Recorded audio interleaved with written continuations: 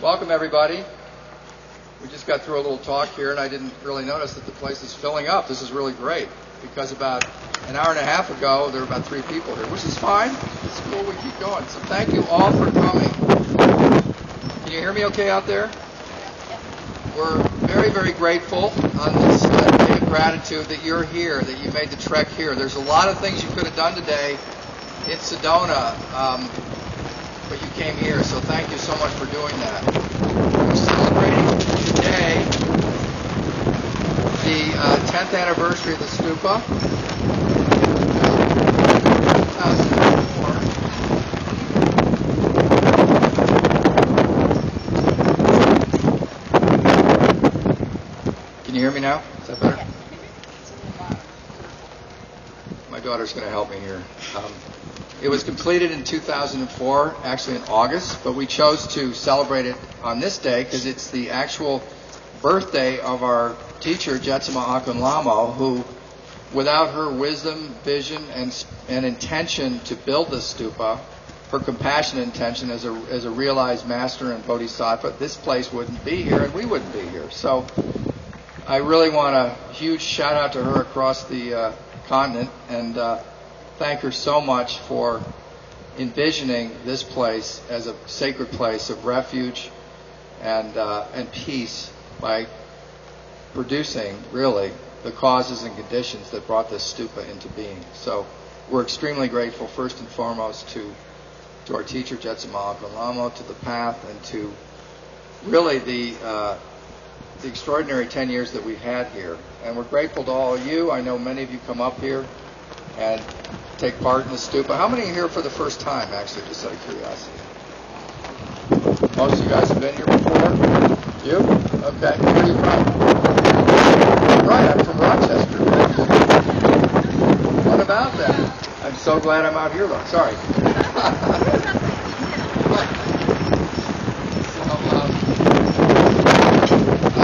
There's things to do here. Just let me orient you a little bit. There are porta-johns up pathway there and to the left down the road, just about 150 feet. There's a porta-john there. It's always good to know about that. We have wonderful teas. Tea Master Ken Kanata over here. These are extraordinary ancient teas from China. Ken will tell you some very interesting thing about the teas he has, and they're fantastic. We also have raw chocolate over there, Ken? Raw chocolate. Jeffrey Botticelli, who's a raw chocolate master, has provided those today. He's a wonderful guy, and he's really good at what he does, and those chocolates are amazing. And they're just, for those of you who have any considerations about sugar, chocolate, etc., it's not really like that. This is celestial medicine. Excellent words. So, very appropriate. Just think of it that way.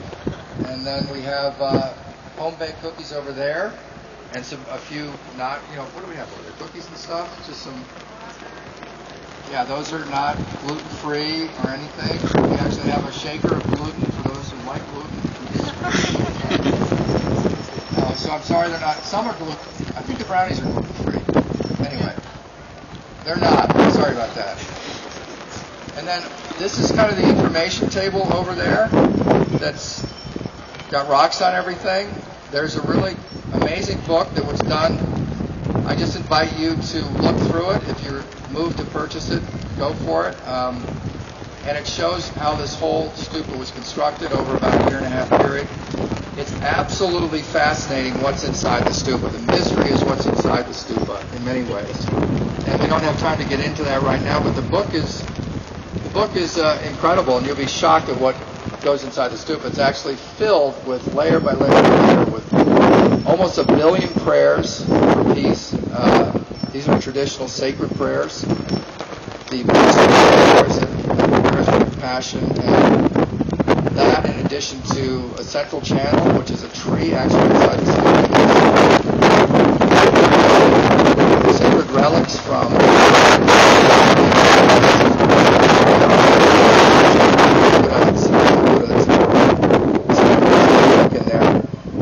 the Buddha. All this empowers and enables Buddha to perform what it does 24/7, which is pump out virtue and amplify prayers and compassion, and stupas exist in the world only to bring virtue, compassion, ease suffering, and to accelerate awakening, and to balance and harmonize the environment in the areas in which they're built. And we got into a little bit of that in the talk that we were just doing. And if some of you want to know some more about that, just grab me and I'll be happy to tell you a little bit more about that.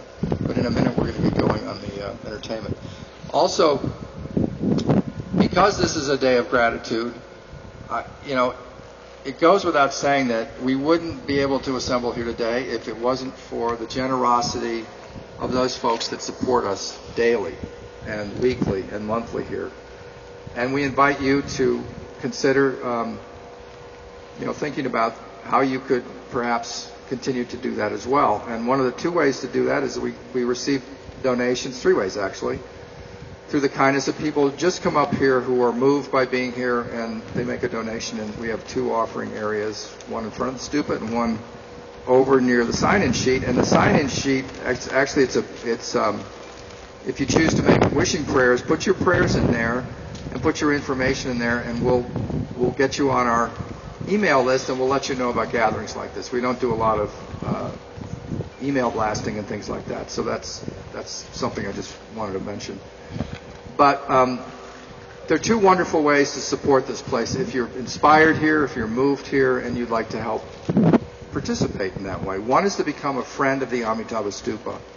When we got into some difficulty 2 years ago, it was the outpouring and the inspired folks that said, I'm going to help out. I'm $25 a month, $50 a month, $10 a month. And really in a short period of time, we were able to go back to our lenders and say, we've got a lot of community support here. And it was extremely important. We raised money as well during that time, and we turned around a very scary situation. We got a new loan. We still have a big mortgage, and we really look to the community and look to folks who come here to help in that way if you'd like. So please go over there, learn how you can sign up to be a friend of the Amitabha Stupa. Everything helps. All matters. And also, you notice a lot of these wonderful bricks on the front of the sign. It's called the Path to Peace.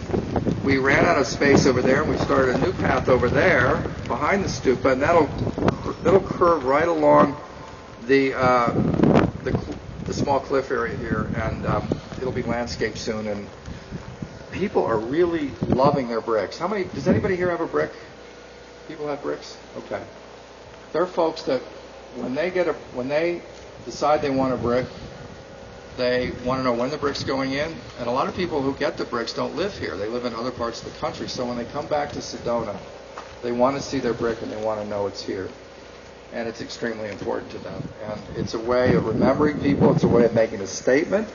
There's some pretty cool statements. There's a guy that loves Carlos Santana, and there's a brick there acknowledging Carlos Santana. So if you've got a rock star you'd really like to acknowledge, get a brick for him. And maybe they'll be here someday to check it out. But there's a lot of really heartfelt bricks, and it's just a beautiful way to support the stupa here and also to remember a loved one and express however you want to express something. So those are the ways to help out, and we would love it if you would consider that.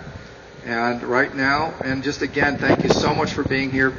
I mentioned earlier that if you ever want to bring friends up here, we give tours, talks. We can be flexible. We'll meet your family, your friends, your company, whatever. And we love to do that. We love to talk about the stupa and tell you guys what little we know. It would take a lifetime to know everything about a stupa, but we can tell you what's inside it, how it came to being, how to work with the stupa, and we're just thrilled to do that. So that's another thing that we love to do here. So this is your stupa. It's not ours. It's our gift to the community. It's your stupa. Use it. Come up here often. Bring friends. Spend time here. Lots of amazing things happen here. So right now I'd like to turn this over to Adalia Tara, who will run the MC piece of this event. And I better introduce you, right? Have I ever done that before? No, I'm going to do this. This is Adalia Tara. We actually know her pretty well. We got to know her really well in the last couple of years because she moved back here from Washington, D.C. And she's an extremely amazing singer-songwriter. She comes from her heart through and through, and she has fabulous lyrics. She's a compassionate, lovely human being, and she happens to be our daughter, but that's not why I'm saying these things. And she's got it going on, and she's always arranging wonderful music events up here, and we so appreciate and love you, Tara, and thank you for being here, sweetie pie. Here you go.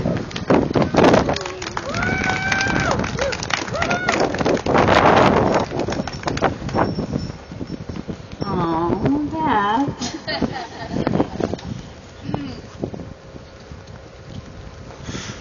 So again, thank you so much for being here.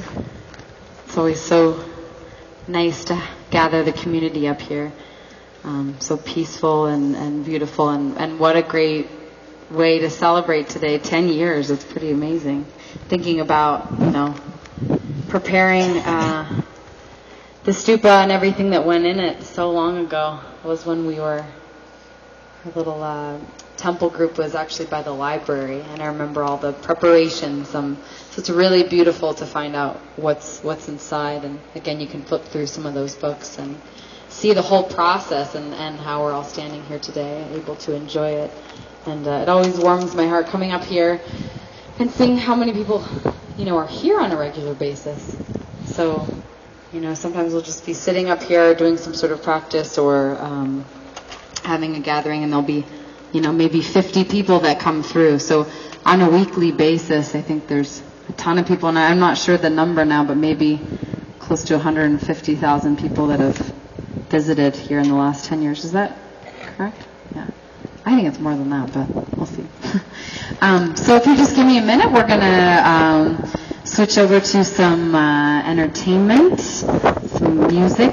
I'm going to start us off, play some songs for you all, and then Kate Pearl will be here to recite some of her amazing poetry. She's a wonderful slam poet and beautiful songstress.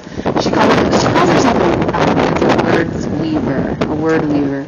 So she'll be doing some music for us and some poetry, and then we have the very talented Eric Miller here. He'll be he's right there. Yay, Eric! He'll be finishing off the night tonight with entertainment with his amazing guitar playing. And one thing about Eric is that he's been such a supporter of the Stupa here. For every event that we've ever had, he's always said yes to coming and playing. So he's always like, yes, I'll be there. So I asked him this time, I was like, you know what, you've been at every event, and it would be weird not to have you for our 10-year anniversary. So once again, he's donated his time to be here to play for you all. So I hope you enjoy, and if you just give me a few minutes, we'll get started here. So again, thank you so much for coming.